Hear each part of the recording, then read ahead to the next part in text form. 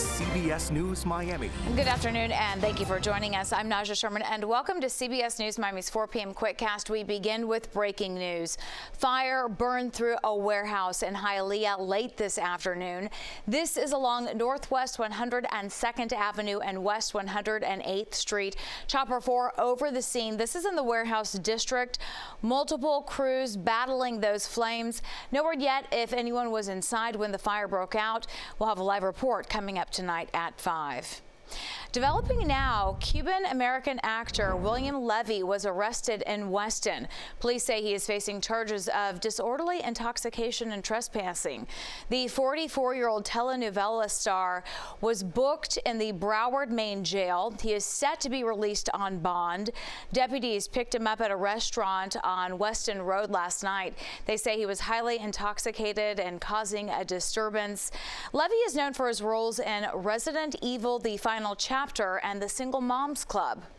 Also developing right now, rapper Sean Kingston is back behind bars.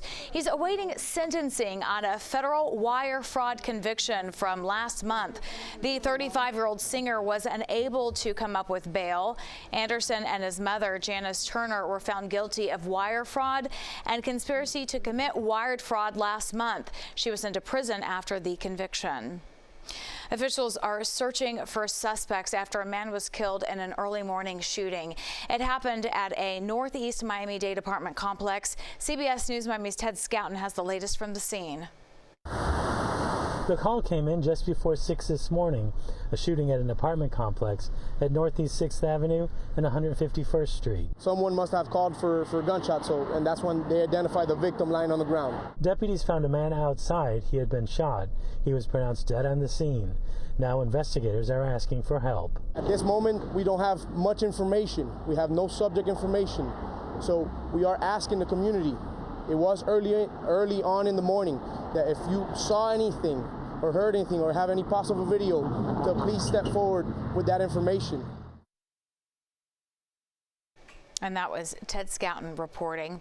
Police arrested the man accused of shooting his mother-in-law in Miami Gardens.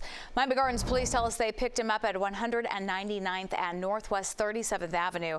Shooting happened yesterday on 203rd Terrace. The mother-in-law remains in critical condition.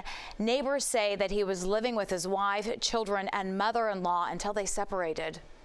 The search is on to find the person who shot and killed a man in North Lauderdale last night. Broward Sheriff's deputies tell us the shooting happened near Kimberly Boulevard and Southwest 81st Avenue. Police found a man shot to death. Another person was also shot and taken to the hospital. No word on their condition or what led up to the shooting. A car fire caused big traffic problems at Miami International Airport this morning. It happened on the departure level near Concourse D. Traffic was rerouted around the area, causing big backups. That fire remains under investigation. Always alerting, always tracking. This is Next Weather. Well, it is a gorgeous day across South Florida.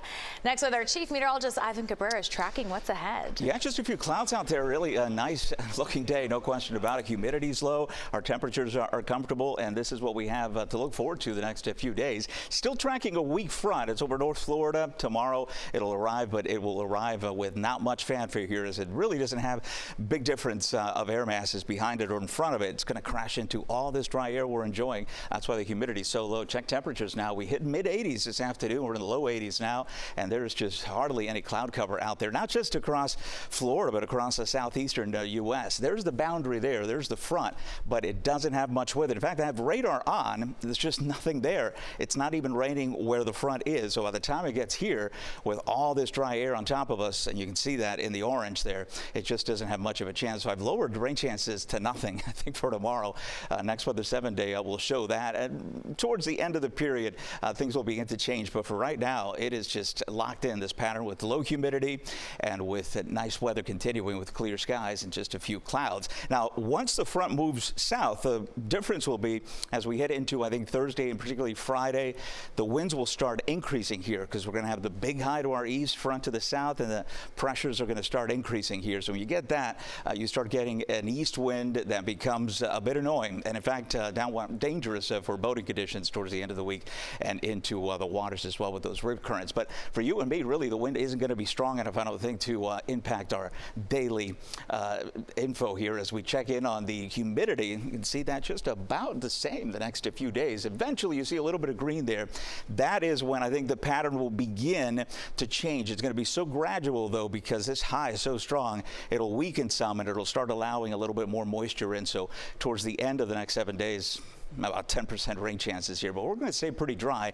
There are the wind gusts coming up for the next few days here. We're going to gust anywhere from 20 to as high as 25 miles an hour. So this is not going to be a huge wind event that, you know, we sometimes get with these fronts, but it's still going to be breezy as we head through the next few days. Temperatures for tomorrow looking good. Highs back in the mid 80s. In fact, I think we'll peak at around 85, 86 in the afternoon. It's still going to be dry, though. The humidity is not going to be uncomfortable, but it is, you know, pretty hot for this time of year by a couple degrees here, so get ready for that. And then notice a change here behind the front. Temperatures slip a little bit. We'll get it back down to about 82 heading into the end of the week. But what's interesting is even behind this, what is a cold front, the winds are going to shift so quickly from the water to land that's going to moderate temperatures, so we will never cool off behind this front, particularly at night. And you can see those temperatures there continuing into the 70s.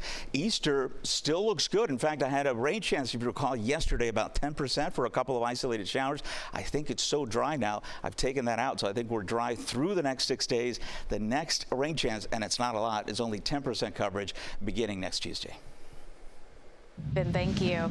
A hearing is scheduled for this afternoon for the Maryland man who was mistakenly deported to El Salvador.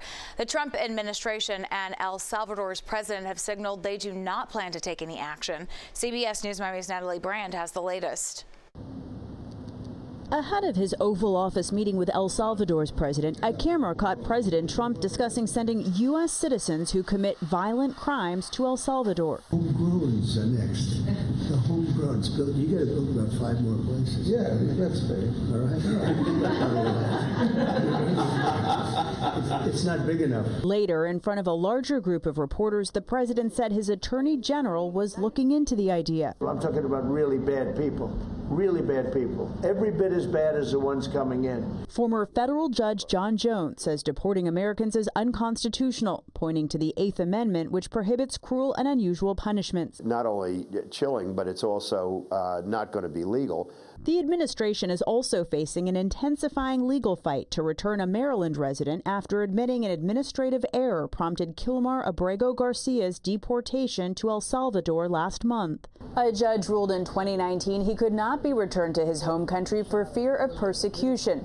But the Trump administration alleges he's an MS-13 gang member, something his family and attorney dispute. When President Trump declared MS-13 to be a foreign terrorist organization, that meant that he was no longer eligible for any form of immigration relief in the United States. Last week, the Supreme Court ruled the administration should facilitate Abrego Garcia's return, with Justice Sonia Sotomayor raising concerns about due process. Attorney General Pam Bondi says it's up to El Salvador. Natalie Brand, CBS News, the White House. It is tax day, the deadline for most people to submit their filings to the IRS. A reminder, the deadline has been extended for Floridians who were impacted by Hurricane Milton last year. That includes Miami-Dade, Broward, Monroe, and Palm Beach counties. Residents and businesses have until May 1st to file. The start of a series of memorials for Miami Commissioner Manolo Reyes. Visitations are planned for today and tomorrow at Caballero Rivero Winchester. They are open to the public. Today's visitation is between 4 p.m. and 1 a.m. Tomorrow it's 7 a.m. to 10 a.m.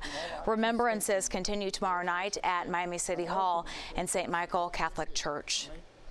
When we come back, an alternative to your Easter eggs.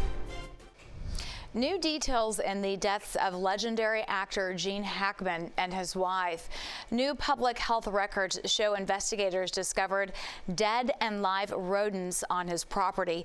The couple died in their home in New Mexico last February. A medical examiner's report shows that Hackman's wife died from a rare disease, usually caused by exposure to rodents or rodent feces. The report also found his wife died first, and Hackman died days later from heart disease and Alzheimer's. Under the Trump administration's effort to remove dangerous criminals from the U.S., undocumented immigrants fear immediate deportation. A South Florida grandmother who's lived here for 35 years has gone into hiding. She agreed to talk to CBS News Miami's Betty Wynn anonymously about her fears.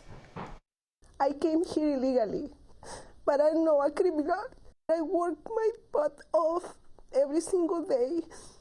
I don't have no criminal record, no food stamps, no nothing. I was paying everything from my pockets, no help.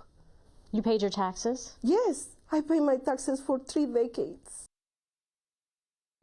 Tomorrow in the 6 a.m. hour of CBS News Miami Morning Edition, you're going to hear much more from the grandmother's emotional journey, plus what an immigration attorney says she and others like her can do to help ensure due process should they get stopped or detained by immigration enforcement. Instead of Easter eggs, how about Easter marshmallows? Record high egg prices might have you rethinking eggs for Easter.